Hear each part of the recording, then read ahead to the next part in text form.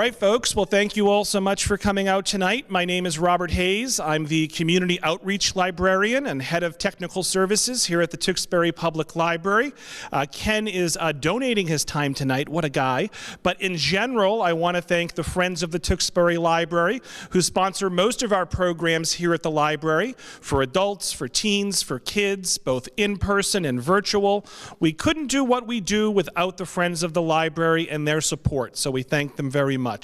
I want to acknowledge Jason from Tewksbury Telemedia for live streaming tonight's event on Local Access TV and also on YouTube. And I want to thank what's hopefully hundreds and hundreds of online viewers. Thanks so much for tuning in. And I want to give a big thanks to those in the in-person audience tonight. If anyone has any cell phones on them, they want to turn those to vibrate or silent. And the restrooms are down the hall on the right before you get to the front desk. So Ken will give a talk, and then we'll take audience Q&A, and then for the live, for the viewers watching the live stream, we'll end the live stream, and then Ken will very quickly do some appraisals for those of you in the live audience that brought books. Okay, so that's sort of the itinerary for tonight. So without any further ado, let me introduce our guest speaker tonight. So Ken Gloss is an internationally known rare book specialist, appraiser, and owner of the Brattle Book Shop in Boston. And he is here tonight to discuss some improbable finds from his decades-long career and also discuss the value of old and rare books. Ken is frequently seen on national television, and his talk in part will be about his historic Boston bookshop, whose origin dates to circa 1825. As a second-generation owner, Ken will discuss growing up in the book business, show some of his favorite finds while enjoying the thrill of the hunt, and explain how he appraises books and manuscripts. He has many fascinating anecdotes to share about private and institutional collecting, as well as guidelines for building and maintaining a significant collection.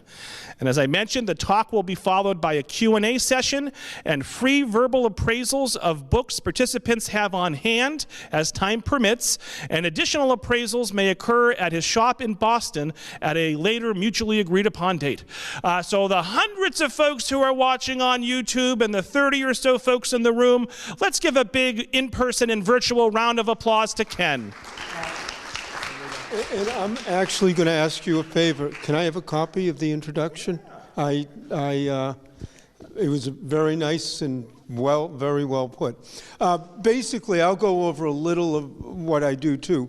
The whole talk will last about an hour. First half hour or so, I'll talk about a little bit of the background of the history of the store, what my background is. I'll tell stories, anecdotes of people that I've seen, places I've been, books that we've had, and I can tend to go on and on and on and on about old books, which after about 20 minutes, half an hour, I'll do the question and answer, because then I can go on about what you want to listen to. And then the last minute or two of the talk, I'll tell one or two more stories, and then I'll end the part of the talk. Now, I do the appraisals here. I do them very quickly. The less order there is to that, the better, the faster it goes. If people want to stand over my shoulder and hear what I'm saying, that's perfectly fine.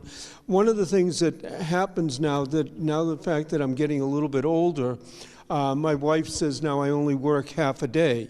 I get to work at 5:30 in the morning. The store closes at 5:30. That's 12 hours. It's only half a day. And then when I'm doing this, I'm out a little later. But if you can get the idea that I do like to get home. But one thing I will say for the online people, all day long at the store, we're answering questions, happy to help people bring things in, or now with email and pictures, it's very easy, and we're always happy to do that. But let me give a little bit of background. The history of the Brattle Book Shop does go back to the 1820s, but for all practical purposes, it was going out of business in 1949. My father was getting married, my parents. My mother had $500. With that, they bought half interest in the Brattle Book Shop. And the store has always been in Boston. We get calls from people in Harvard Square saying, "Where are you?" We tell them we're downtown. When my parents first bought the store, there was a little side street in what was Scully Square called Brattle Street. To make it even more confusing, the street doesn't exist anymore. It's where Boston City Hall Plaza is now. And my father built the store on his great love of books, his hard work, his knowledge, and he was also a bit of a character and a showman. And every time he'd move, and we've had 7 different locations over the years, mainly due to urban renewal, but every time he'd move his best books over to his new location. Then he'd run sales, half price, $1, 50-cent, quarter, dime. Last day of the sale, though, everything was free. And he would literally have hundreds of people lined up with bags, packs, satchels, whatever, ring a big bell, people go charging in, grab whatever they could grab. 5 minutes later, he'd ring the bell again, that group would leave, the next group would come in, and he gave away over 250,000 books that way. Now, the last time he did this was in 1969, and we were moving from the end of Washington Street near Boston City Hall to West Street, where we are now, and at the end of the giveaway, there were books left over. And like I said, my father was a bit of a character and a showman, and if you can picture this, he hired a covered wagon with a cowboy and a horse team, and on the cover of the covered wagon it said, "Go West, book lovers, go 5 West Street, Brattle Book Shop." They filled it up with books, and they drove it from the end of Washington Street near Boston City Hall, up Court Street, down Tremont by the Boston Common to where West Street is, and then back down Washington Street, with my father sitting in back throwing books out the whole way. Now, the superintendent in charge of traffic was a friend of his, told him he could do it all morning, but within an hour the city was in an absolute standstill. They told him to stop. He didn't care. He had gotten his point across. And we've been on West Street since then. Now, when we first moved in, we were in a 150-year-old 5-story building, absolutely crammed full of books. In February of 1980, I got a call at 4 o'clock in the morning. The building was on fire, and it literally burnt to the ground. I mean, it was 100% gone.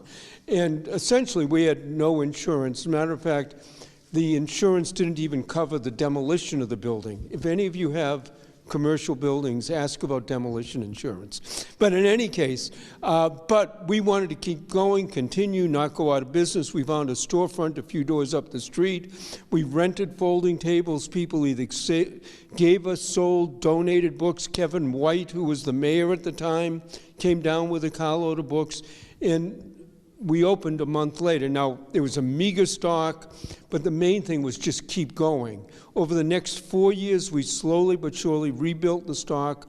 4 years after that, we bought the building we're in now, which is sort of the old Dickensian type of store. Outside stands at $1, 3 and 5, 2 floors of general use books, and then a 3rd floor with rare books, autographs, manuscripts, leather bindings, and so on. And that type of business, the large, old, general, secondhand bookstores, especially in the inner cities, is a dying business.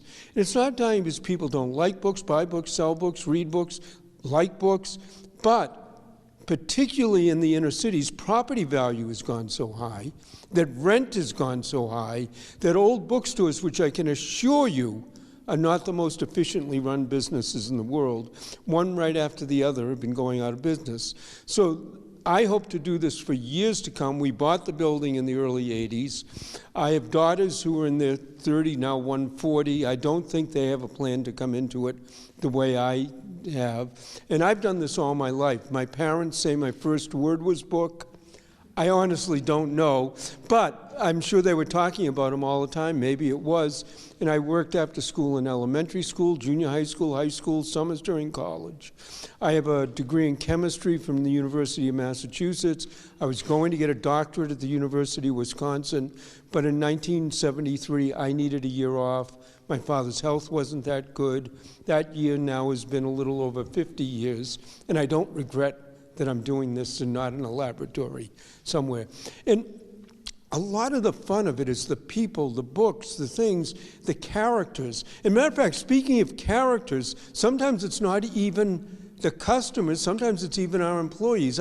When I first started working at the store, I had hired a new employee. I mean, this was 50 years ago, and I remember he had worked there a day or two, not much longer, and an older man came in, and he asked for an obscure author named Doniford Yates.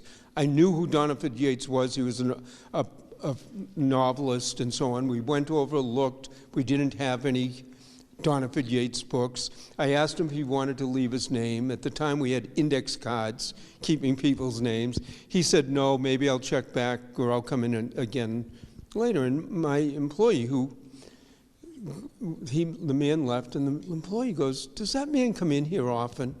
And I said, I wasn't paying much attention, but no, I didn't. He goes, oh, well, that was J.D. Salinger. I used to date his daughter. And there was an introduction that this employee, and this is 50 years later, that is one of the most memorable introductions I've ever had. My wife likes to say that she worked for the Boston's local professional basketball team. She did yearbooks. But anyways, we had 4 tickets to the Celtics. And we were going, and I said, Hugh, do you want to go to the game? We've got 2 extra tickets. He said, sure, but give me the tickets. I'll meet you there. We get to the game. He's sitting there with a woman, and he goes, I want you to meet my wife, Mickey. We're going to get divorced tomorrow. What do you say to an introduction like that? And he worked for us for another 15 years, and nothing ever changed. It was always like that. And that's one of the great things about the store and the business is the people or the places that you get to go, the things that you get to see. And for me, we go out almost every day to a house, to an estate. It's almost like being Jim Hawkins on Treasure Island. You never know what you're going to see, the people, the places, the characters. I'll relate a few of those stories, and then I'll tell some more stories. I was out of the store. I got back. There was a message that a Mrs. Fisher had called. I called her up, and she said, oh, yes, my father died in Providence. He has 500 art reference books. We want to get the best price we can. We're inviting a number of dealers down to bid on them. Would you be interested? Well, Providence is only an hour away. I mean, we go all over the Northeast, all over New England, sometimes all over the country. But an hour really isn't very far. And 500 art reference books sounded like a good library. So I went down. They lived on an old street up near Brown University called Benefit Street. Got to the house. It was a large old colonial house. Got led through the house into a courtyard, into a garage. Second floor of the garage, they had 5,000 books. Well, it turned out her married name was Fisher. Her father's name was John Nicholas Brown. Family founded Brown University, one of the wealthier families in the country. And after about 6 months, I bought 80% of the books I wanted. I was pleased. She was happy, and she said, my mother has a lot of books. Most are being given to the university. Some are being sold at auction. But would you like to go to Newport to take a look at the books there? Well, their house in Newport is one of the mansions on the ocean. I mentioned this to my wife. She decided to come with me on this deal. And one of the fascinating parts about it was being in one of those mansions that was still being lived in by a family. And at one point, wandering from the basement to the attic all on my own, without a tour guide saying, come here, go here, don't do this. It was just fascinating in and of itself. Now, when I come to groups like this and do appraisals, I do hundreds of free appraisals. Or on the Antiques Roadshow or at the store, I'm more than happy. But there are times when people need very formal written appraisals for insurance, estate taxes, whatever. Then we discuss the fee. But anyways, I got called to another mansion in Newport, not quite as big as the Browns, but this was the Perry family. Commodore Perry, Oliver Hazard Perry. And what they had was a whole stack of papers from the War of 1812. During the war, their family were privateers. Well, they're privateers if you're on our side. They're pirates if you're on the other side. It's all in the way you look at it. But it was the day-to-day accountings of the ships. And sometimes they would capture a ship and realize tens of thousands of dollars profit. In 1812, that was an incredible amount of money. Then one day, one of the ships got into a battle. The ship got hit. The captain got hit. He lost his leg. 3 days later, there was a tiny entry at the bottom of a page, and it said, "Captain, $5 bonus, loss of leg." And that was the last you heard of the captain, so that's changed a little now, too. When my father was still alive, and he died in 1985, we got a call from a lady. She was very vague about her name, who she was, what she had, but it sounded like there might be some interesting things. She lived in Sharon, so it was fairly close. We went out to her house. We got to the house, and it was a little ranch. Paint was peeling, weeds were growing. You just sort of say, oh, gee, what's going to be here? She answered the door. She was quite elderly, but we walk in, and there were just gorgeous antiques everywhere. I mean, really, really beautiful antiques. Turned out she was originally from the Boston area, but she had married the Prince of the Ukraine, the cousin of the Tsar of Russia. He had escaped just before the revolution, and she told story after story about being Russian nobility in Europe, all the court intrigues, all the goings-on, how T.E. Shaw used to stay at their house all the time, how she didn't think he accidentally died on a motorcycle. T.E. Shaw, of course, was Lawrence of Arabia. And she went on and on and on with these wonderful stories. Turned out her books were lousy, but the stories were absolutely wonderful. And when we first got into the house, there were 10 watercolors. They were probably about this size watercolors, pastoral European scenes. And when I first got in, I looked at them, I thought they were nice. And the more we were there, and the longer she talked, and the more I looked at them, the nicer I thought they were.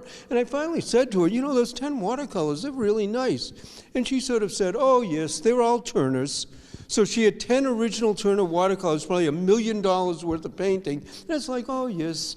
So you never know what you're going to see, the people, the places, the characters. As a matter of fact, speaking of characters, we went to one of our customers' 100th birthday parties. Now, when you go to a man's 100th birthday party, and he tells you he just got back from Barcelona, he's going to give a talk in Florida, and he's been asked to lecture in Tokyo. And I finally said to him, you're 100 years old. Don't you think Tokyo is an awfully long way to go? And he said, well, when I used to work, it took me well over 25 hours to get to Chicago. He says, I don't think Tokyo is a whole lot further than that nowadays. And here's a man who could tell you about one day sitting down to dinner with Henry Ford and Thomas Edison. Now, he was a much younger man. He said he was looking forward to this dinner, the learning and insight that he would get from these two men. He was excited about it. He got there a little bit early, sat down. 5 minutes later, Ford came in and sat down next to him. And about 15 minutes later, Edison came in. Now, Edison was elderly, had one of those big horns for hearing, sat down opposite, and he said, the first thing, Ford turned to Edison and yelled, "My Tom, you look very good." And Edison turned to Ford and yelled, "It's the Carter's Little Liver Pills." This man said all night long, all they did was yell about Carter's Little Liver Pills. And he said next time he wanted to learn something, he went to the library. Now, I can go on and on and on with these stories, but we get hundreds of phone calls at the store, people wanting to know, do you have a book? Can you get a book? How hard is it to get the book? Does the book exist? Or what's the value? How much is it worth? And so on. And most of those questions, either I or the people I work with, we can answer off the top of our heads. Some are a little more involved, and occasionally you really have to do some research, but that can be fun too. But every once in a while you get a call that really stands out. And again, this was a while ago. I answered the phone, "Hello, Brattle Book Shop, can I help you?" Lady, elderly, very thick Irish brogue. And the first thing she says is, "President Kennedy slept with me." Now, you have to admit that gets your attention. She stopped and waited for it to sink in. And then she went on to explain that she had worked for the Kennedy family. When he was 2 and 3 years old, he used to fall asleep in her arms. So he did sleep with her, but maybe not what you first think. And what she had was a whole series of handwritten letters from the president. Now, presidential letters of any type are valuable. Handwritten letters, particularly from later 20th century presidents, are even more valuable. She wanted to get an offer on them. I was skeptical about that, but I thought she'd be fun to meet. I went to her house. She had great stories. The letters were fabulous. I gave her what I thought was a tremendous offer, but much as I suspected, there was no way she could sell these letters. They were part of her life. I left a note behind. As far as I know, her family still has them, probably where they belong, probably.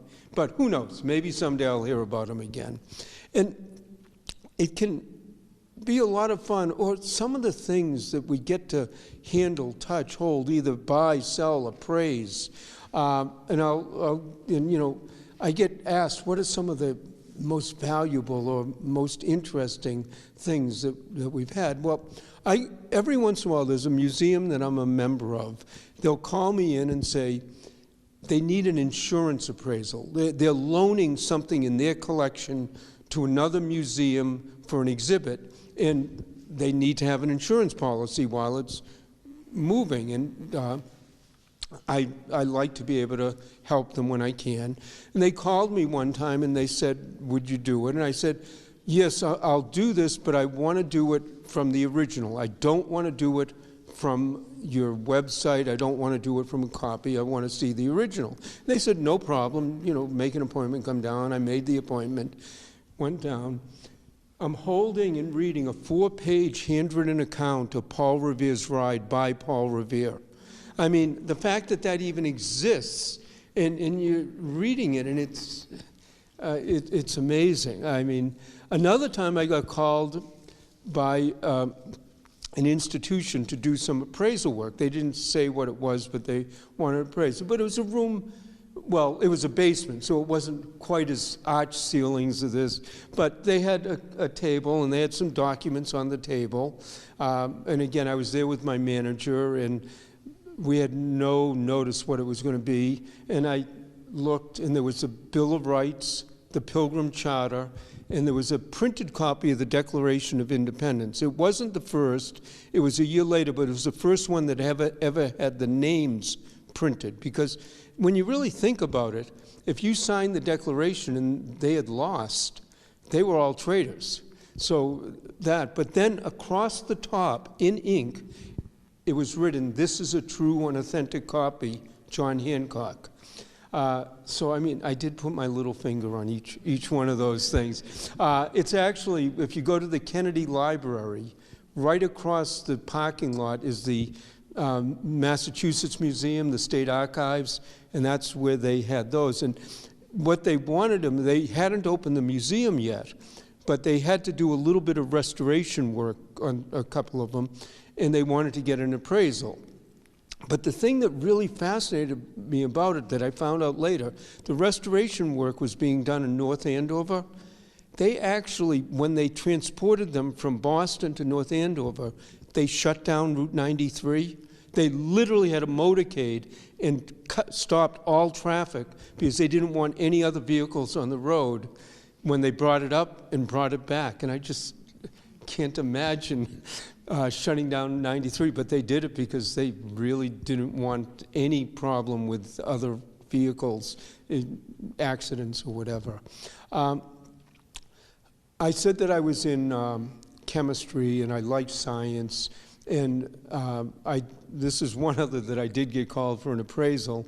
I got called to a university, and first of all, I did this appraisal in Isaac Newton's study. Now, but most of you don't realize, I'm sure, that Isaac Newton's study right now is in Wellesley, Massachusetts. So anyways, I was in the study, and they had a first edition of Principia Mathematica, which is Isaac Newton's foundation for modern mathematics, done in the 1600s. A first edition of Principia Mathematica is worth upwards of $1 million plus. But in addition to that, this copy that I'm holding was Isaac Newton's copy with his notes in the margins. Roger Babson was a very rich industrialist and collected everything he could possibly get of Isaac Newton's. Thus, it was at Babson College. Now, the book went from Babson to MIT to the Huntington Library in Pasadena, and a few years ago, before the pandemic, I was in Pasadena. I went to the Huntington Library. The book was in a sealed glass case, but I looked at it and said, yeah, I've touched that, I've held that. And just this, holding something that George Washington, Isaac Newton, Einstein, that they held this piece of paper, that they put their ideas and thoughts down on it. Even though I deal with this to some degree, you touch it, it still can send chills up your spine. Now, another time sort of going sort of to another extreme, we bought a large collection of cookbooks. It was about 2,000 cookbooks. And some of them were really good, going back to the 1700s, 1800s, some very important 20th century cookbooks.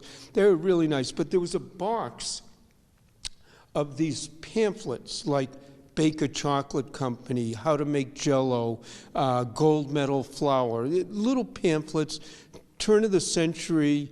They're very colorful, some are collectible, but they take a lot of time, and we really had all these good books. And I said to one of the people who work with me, I said, just put them out on the dollar table. There'll be some bargains there, but we just need to spend the time on the other stuff.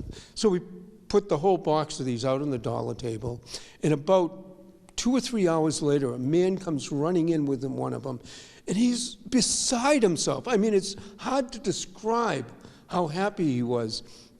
And he said, I've been looking for this for years and years and years, and it's $1. And he just went on and on and on. And he was thrilled. And I looked at the thing, and I read the title, and it was Coconuts and Constipation. So you never know what people are looking for, what they want, what type of characters. Now, one of the things that happened today, tomorrow I was supposed to go out and look at a collection of about 1,500 to 2,000 books, many of them in French.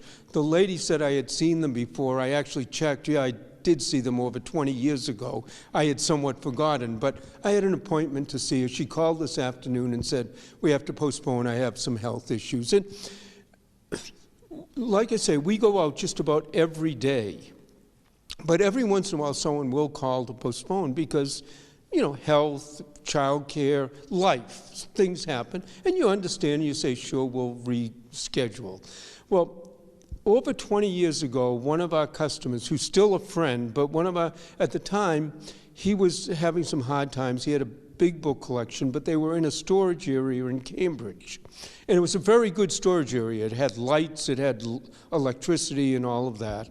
And he wanted us to come out and look at some books. And I said, sure. And we made an appointment. He postponed. We rescheduled. He postponed. We rescheduled. He postponed. We rescheduled. And after 4 times of postponing, I said, Ross, if you postpone one more time, I don't care what you have in that storage area, I am not going out. And of course, that morning I get a call from him. He goes, we have to postpone, but it's not my fault. It's not my fault. It just isn't. It turns out that a lady had a storage area next to him. Actually, it was a really sad story. She had, 20 years earlier, she had had a husband who was an abusive alcoholic. He had run out on the family and so on. But anyways, that night before, she was literally on her deathbed. And she told her daughter, she says, I have a storage area in Cambridge. Tomorrow, I want you to go to that storage area. In the storage area, you'll find a freezer. In the freezer, you'll find your father. She had murdered him 20 years before, put him in a freezer. And I said, okay, Russ, that's a good enough excuse. And it was on the news. And quite honestly, I tell the story, and every once in a while, I Google it just to make sure that I'm not making it up. But literally, she had murdered him. Nobody missed him. And that's one of the more unusual excuses for postponing on me. But what it is when you're dealing with people and people in general, it's fun, and you get all sorts of circumstances and all sorts of different people, and the stories that come out of it, and going to houses, you never ever know what's going to happen. Now, one quick one that I was telling someone today. I was at a house, I think it was in Ashland, but I'm not absolutely sure. But there was a lot of woodland behind the house. And the lady who owned it had died. Her daughter was there having me look at the books. And it was around noontime, and all of a sudden, they had a deck area and windows looking out on the back. And all of a sudden, the back doorbell starts ringing and ringing. I mean, it was pretty well nonstop. Look out on the back porch, and there's a bunch of raccoons. It turns out the lady had been feeding them at lunchtime, and they would come up and they'd learn to ring the bell. So every lunchtime, the raccoons would, and it's like, I suppose if you know it's going to happen, but if you're not expecting it. People sometimes ask me, do I collect books? And I say no. I generally do not collect books. And one of the reasons I don't is that when I was growing up, my father would bring home 5, 6 books a day. Do that for 30, 40 years. And there were just heaps and piles and so on. And he always meant to read a chapter, an introduction, a dust jacket, something. There's just piles of them. Now, I do read a lot. I read about books and book collecting. I read a lot of history, biography. I like Stephen King and John Grisham and so on. And actually, there's a story. John Grisham did a series called Camino Island. And the first book in that series was about a book dealer in Florida who bought stolen books. They stole them from Princeton, but they had a fence in Boston. And other than changing my name, it described me to the T, the store, the place there. And I don't know John Grisham. And I said to one of my associates and colleagues, I said, gee, does he have something against me? I mean, it's like, and I was at an Antiques Roadshow, and we were out with a couple of the appraisers in Sheboygan, Wisconsin, at a museum. We're just about to go in, and I get a call that the store had called, and they said, a man called, he says he's John Grisham. We don't know if he is, but here's the phone number. He wanted to talk to you. I called up. It was John Grisham. And, he said, I heard you might be upset. And I said, well, I said, actually, I wasn't really upset about him calling me a thief, but he said it was a failing business. And I said, that really bothered me. And he said that he'd take me out to dinner and sent a signed copy of the book. I still haven't gotten the dinner. But if I'm ever in Charlottesville, I do have his cell number, and I won't fail to call. But I don't collect to a degree. My wife had a collection of over 1,000 books on jazz and roots music. She had some wonderful signed photographs, one from U.B. Blake to W.C. Handy. She had a fabulous photo. It wasn't of a picture, but it was of a marquee, and the marquee was Louis Armstrong, and then further down with Billie Holiday, but it was inscribed to Pops Who Taught Me Everything, Billy. And we downsized, and she sold the collection. There was a dealer in London who knew about it, wanted to buy it. It was time. She also was worried that if she waited 10 years, people would start forgetting who it was. But anyways, this collection went off. And just recently, we never knew exactly what happened. We knew that our colleague sold it. But just recently, we found out that the person who bought it was Charlie Watts, who was the drummer for the Rolling Stones. So it sort of adds to the story. And she now has a collection of books, and sometimes people collect one book. Might be Alice in Wonderland. I know someone had 3,000 copies of Walden. I know another person, but she collects a Diary of Anne Frank. She only has 15 or 20 of them, but it's a smaller collection. But one collection that we did have, there are books in. Before they had widely had dust jackets, on books. A lot of publishers would have very decorative covers. Now, dust jackets, as we know them, started around World War I. It had to do with printing industry and manufacturing and so on. But a lot of times they'd have books with decorative covers. The publishers figured if you walked into a bookstore and the book caught your eye, the better the chance you buy it. And there are people who collect books like this just for the decorative covers. And you can go to yard sales, book sales, library sales, flea markets, and so on, and pick up a lot of these really cheaply. There are expensive ones. And individually, they might not seem like much, but as a collection, they can be quite nice. Now, we have a collection that started off as a bit of a joke. I got a book once, had a picture of a toilet on the cover. The title was Flushed with Pride, The Life of Thomas Crapper, who invented the toilet.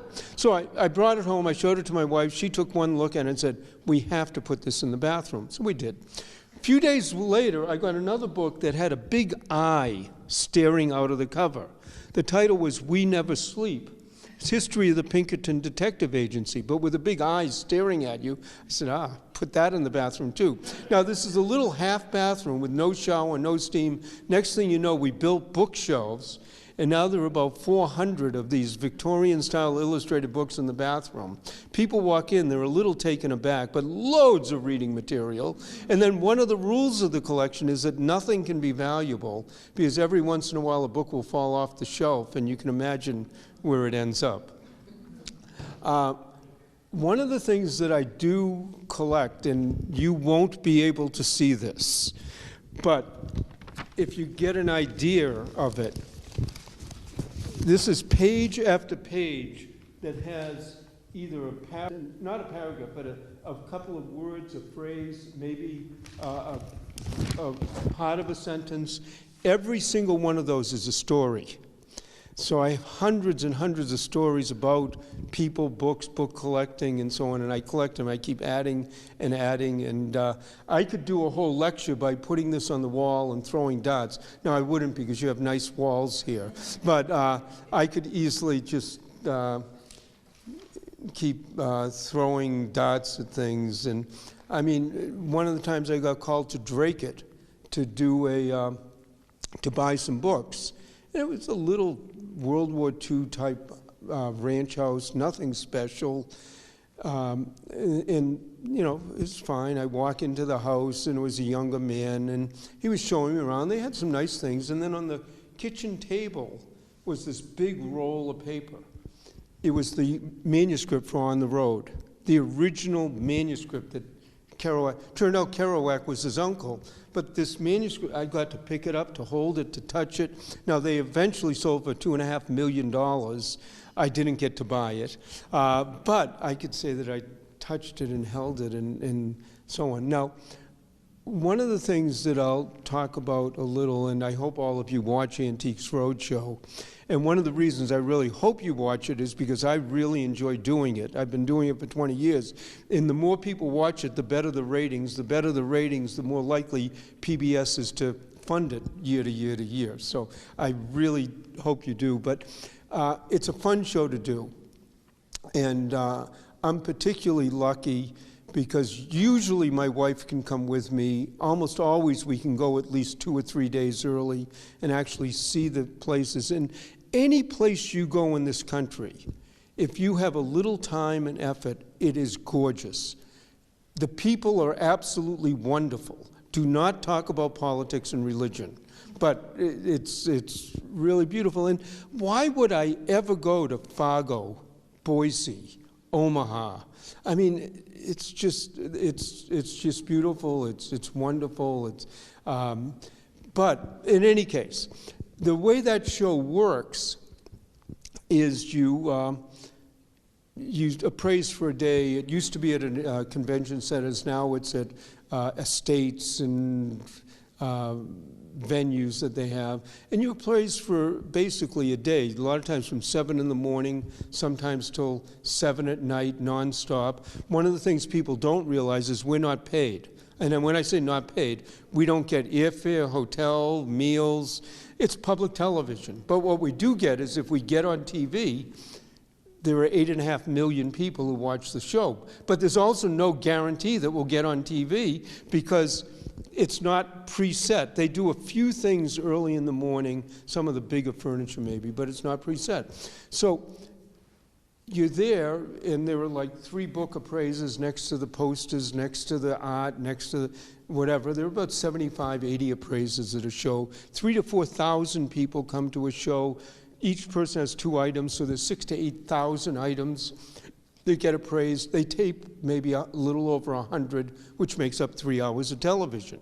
Now, for an Antiques Roadshow appraiser, the ideal day is around 8 o'clock in the morning. Someone comes in with something that's really interesting, that they don't know everything there is to know about it. You call a producer over, you explain what it is, out of earshot of the guest. Then they talk to the guest. They say, go on TV, 9 o'clock, you've taped something. The rest of the day goes by easily.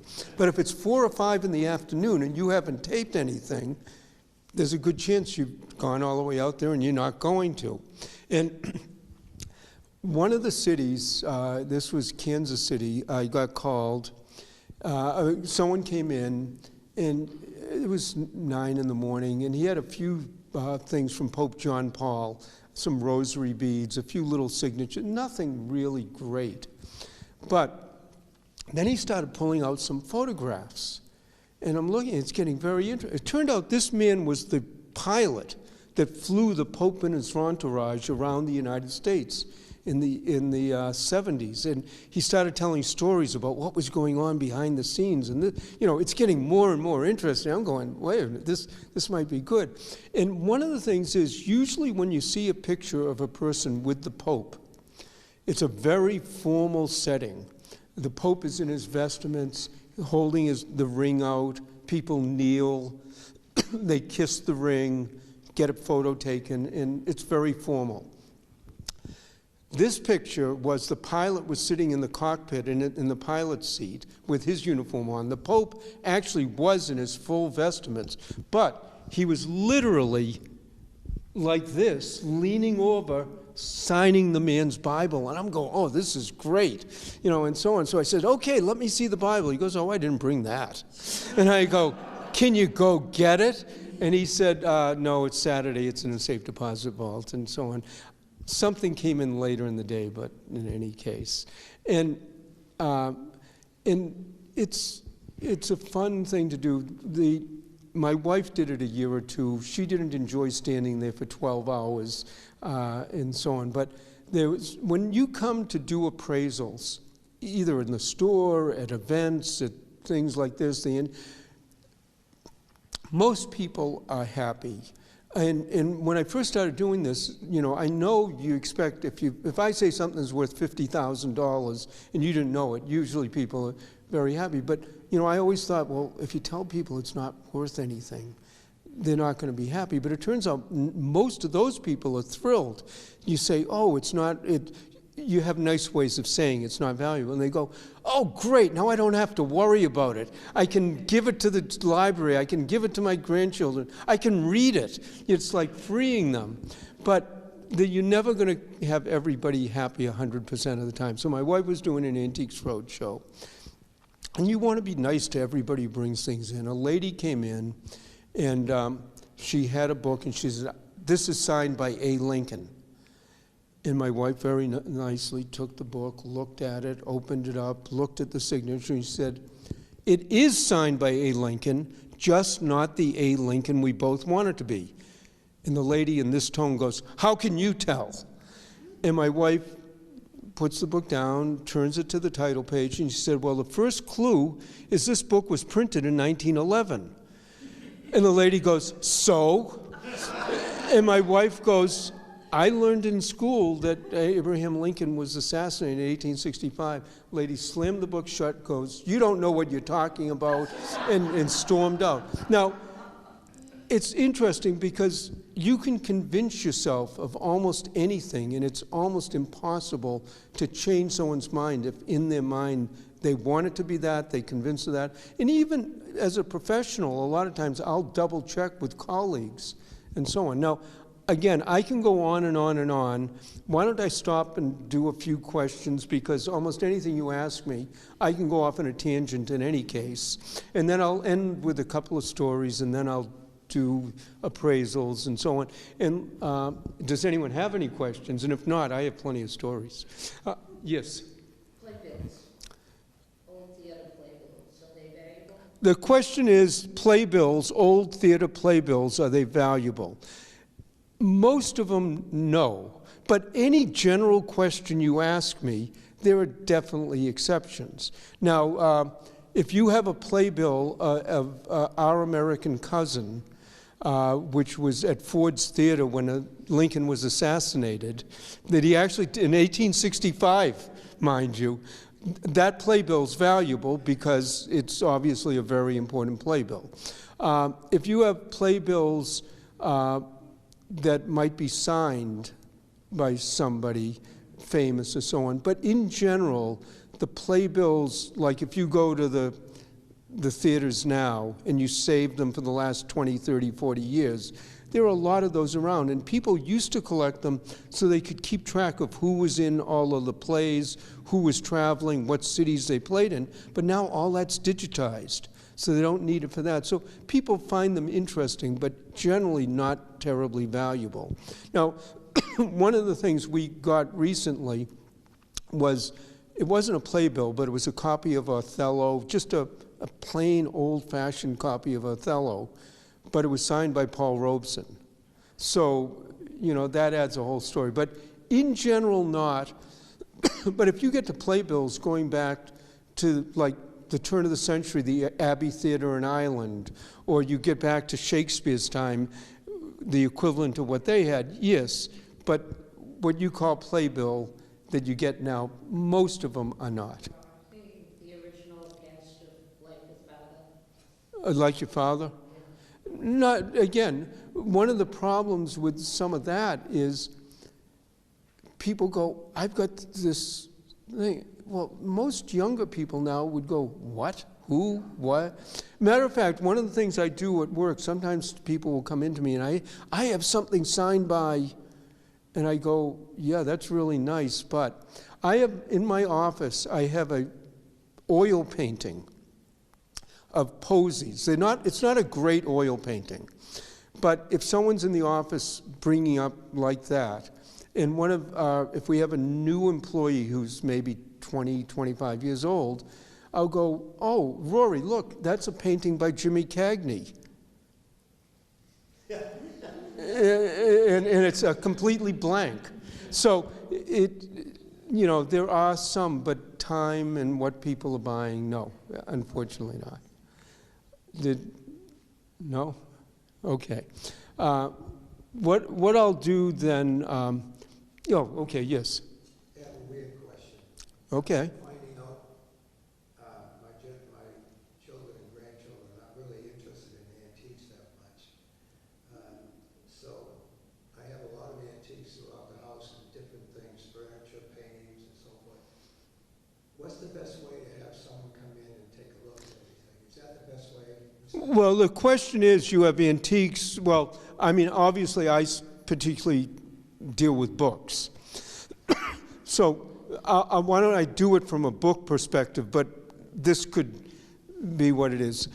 People call us up, I mean, literally all day long, people are calling up, I have books, and, you know, main reason they call us is they're either older and moving, downsizing, or it's an estate, someone's died. There's every other reason you can imagine, but that's the main reason. Usually the first question we ask is, how many books do you have? And usually the first answer is a lot. And then we ask, what kind of books do you have? And the first answer is fiction and nonfiction, which is every book ever done and so on. So we obviously, we try to narrow it down a little. One of the things nowadays that we say are the books on shelves, Because if the books are on shelves, if you had a wall of books like this and I stood back and took a digital picture, assuming it's in focus, that's very important, I assure you, but assuming it's in focus, sometimes 3, 4, 5 shelves in one picture, we can see what it is. So we can get a good idea. This is something that really needs to be looked at. This looks like it's very valuable. This is something, gee, you know, there's not much there. Or we might say the third shelf down, the second book from the right, we need more information about that. So nowadays, pictures are a wonderful way to let people know. But what we also will ask is, are the books of any particular subject area field?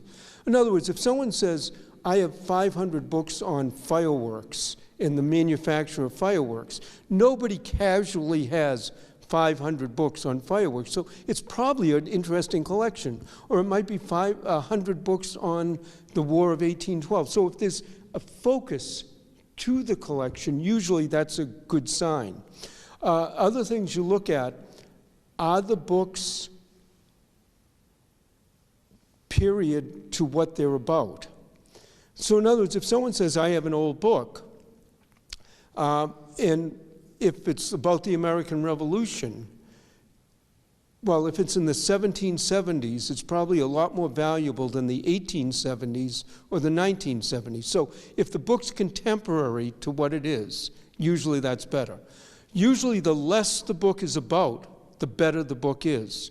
If you tell me you have a 200-page book covering all of world history, I'm going to bet that it's not in depth. It doesn't tell. Whereas if you have a 200-page book on the history of Tewksbury, probably someone's done a lot of effort, work, and so on into that. Now, what's changed a little nowadays is how much of that is also online. So I always say that you can ask, call around. Pictures are the best way to do the introductions. I went into a house in Vermont recently, and one of the things I've realized is I know books. I don't know other things. I was one time in an estate, and they had some really nice books. They had this secretary. I opened it. They had some books that were worth $1,000, $2,000 each. Secretary I didn't even look twice. Turned out they sold the secretary for $12 million. It was the highest price ever gotten for a piece of furniture. Recently, I was in Vermont, and I was going through an old estate. They had some really good books, but then they had some Tiffany lamps. I mean, really, what I thought were beautiful Tiffany lamps. So I took some pictures because I have a friend who specialized in Tiffany lamps. In about half a minute, I got all reproductions. So in other words, they could look at it and instantly say, no, those are reproductions. So pictures are the best way. The other reason that I say pictures are really good is if you're even going to insure stuff, you want to have a record of what you have. And if the adjuster is going to have to say, we're going to pay this claim, they want to be able to see what it is. And pictures are a lot quicker, easier than trying to make lists and so on. The other thing that I'll advise on insurance, and this is just something to talk to your agent, whether you have replacement value or value. Because if you have regular value, your closet full of clothes is worth nothing. If you have replacement value, it might cost a real fortune to replace your TV, your clothes, your silverware, not silverware, but so that's something to look into, because I've run into that a lot too. Tell you what, you have a... Yeah. What was in your parents' background that made your mother so eager to spend $500? Well, my mother had... What was in my parents' background that she was willing to spend $500? My father didn't have a job, and he liked books. It wasn't her interest. She was in the Navy during World War II and also worked and had some money saved up, and so this presented itself. She had confidence that he would be able to do it.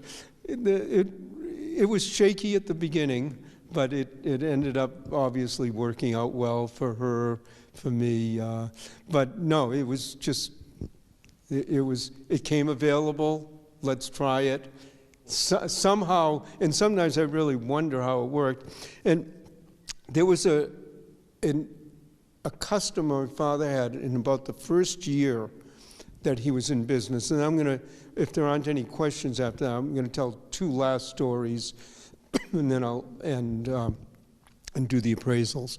But my father, it was a struggle at the beginning. I mean, it was a small store. He loved books, but loving books and buying and selling books are two different things. And actually, people picture what I do is at the store all day looking through old books. Think of it this way. If you buy 1,000 books in a fifth-floor walk-up in 95-degree weather, you've got to move 1,000 books out of a fifth-floor walk-up in 95-degree weather. Matter of fact, a job interview at the Brattle Book Shop goes, do you have any back injuries, arm injuries, neck injuries, football injuries, knee injuries? And then the next question is, do you have any allergies to dust, mold, mildew, or whatever? And then, where did you go to school? Why are you interested in books? And so on. So it's very physical. But anyways, my father had a customer. Now, at the time, my father was very much a radical. He spoke on the Boston Common, 1950s socialist and so on, which was a whole other story. But anyways, this one customer wanted Harvard to have the very, very best collection on spies, military intelligence, to keep the Reds out of the country. He was to the point where he would not come into the store if there was any other customers in the store. And so he would call up and say, do you have any books? And my father would say, yes. He said, I'll be down. My father literally had to have everybody leave the store. Now, like I say, this man had no idea that my father was speaking on the Boston Common. Anyway, he'd come in, and he'd buy a lot of books for Harvard on military intelligence. He would give the books to Harvard. Harvard actually didn't want the books. So Harvard would sell them to a store in Cambridge. It was Tudens, it was the name of the store. But they'd sell them to Tudens. Now, Tudens knew my father had a customer who bought books on military intelligence, and he would sell them to my father. And then my father would, the man would call up in a few months. And this went on for 2 years. Now, the story behind it was this man really wanted Harvard to have the best collection. Harvard knew this person, and they didn't want to do anything at all to upset him, to not be gracious, not to be beneficial. Now, remember, this was this was 50s and so on. Now, after 2 or 3 years, Harvard, because he was doing this at other stores too, Harvard finally assigned him a librarian to go with him, and that sort of ended the whole thing. But the ultimate end of the story is this man's grandfather built the Northwest Railroad, and when he died, he left Harvard $50 million in the 50s. So that's what it was really about. But it really got my father off the ground. Everybody was happy. It worked out well. Anyways, I'm going to end with a couple of last stories. People ask me, and actually this is getting to the season for this one, people ask me what's the most valuable, most precious book that I have. And what I say is there's a very, very nice, it's probably about 50-year-old, very nicely illustrated book of The Night Before Christmas. And, you know, people go, anyways, that is a copy of Night Before Christmas that I have read to my daughters, who are now 37 and 40, every single Christmas Eve from the time they were born till now, to the point where one of my daughters is married to a man in Texas. Now, I think they're very bright. They live around here. But for Christmas, a lot of times they'll go down to Texas. And before FaceTime, I even recorded it on YouTube so that she could have me reading her The Night Before Christmas from this particular copy Now she has a 2-year-old and a 4-year-old, so I've read them from this copy every night. My other daughter, she lives in Nairobi. So, and she has now one of her kids I have not read it to. She has a 3-year-old and a 6-month-old. So the 6-month-old I haven't read Night Before Christmas yet, but in a few weeks I am going to. But that's a little more complicated because not only do you have an 8-hour time difference, but you have a 3-year-old and a 6-month-old who I'm probably going to be reading it the day before in the morning. But that copy of The Night Before Christmas means more to me, is more valuable to me, more precious to me than almost any of the other books that I can think of. As a matter of fact, my daughter around here keeps it in her house. She says, so I can't sell it. but also, so I can't lose it. But that one copy means more and is more precious. Now, I like to end the talk talking about Bibles, and one of the reasons I like to do that, the Bible is the most commonly printed book of all time, always has been, always will be. And we sometimes get 5 and 10 calls a week with people who have 100, 200-year-old family Bibles.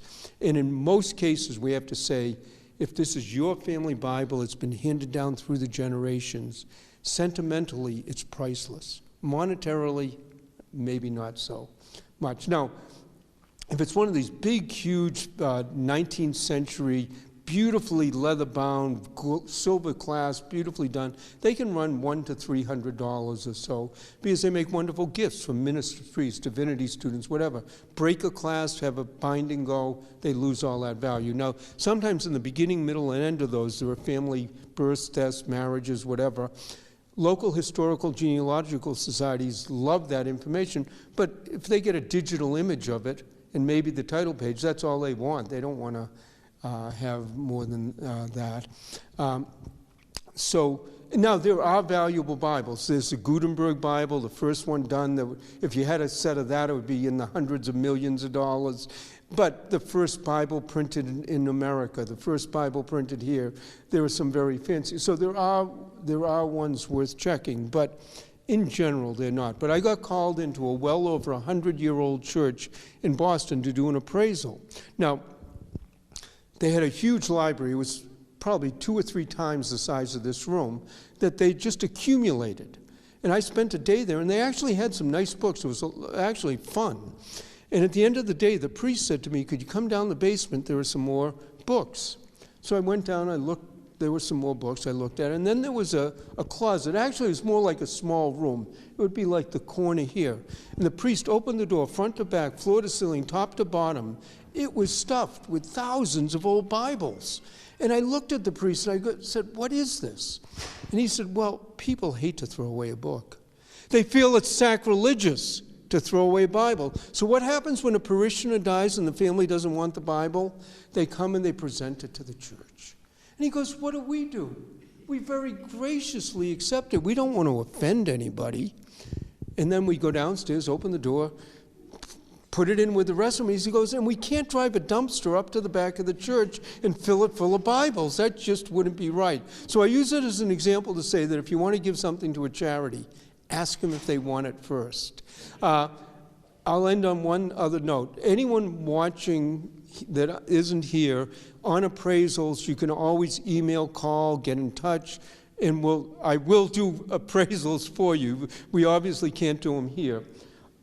If you like the stories I tell, I do a podcast. There's about 200 20-minute podcasts. I put out a new one every 2 weeks. There are some cards back there.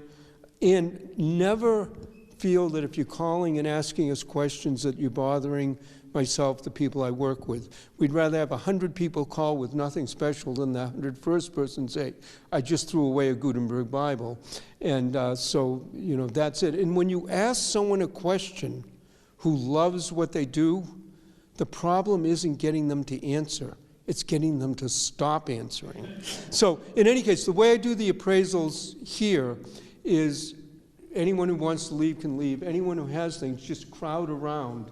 And like I say, I do it, the less order there is, the faster I do it. If anyone has a big stack of books, I might only do one or two and then ask you to go to the end of the line. And the pile back there I'll do at the end, just because it's more practical. So I'll say thank you very much. I appreciate it, and thank you.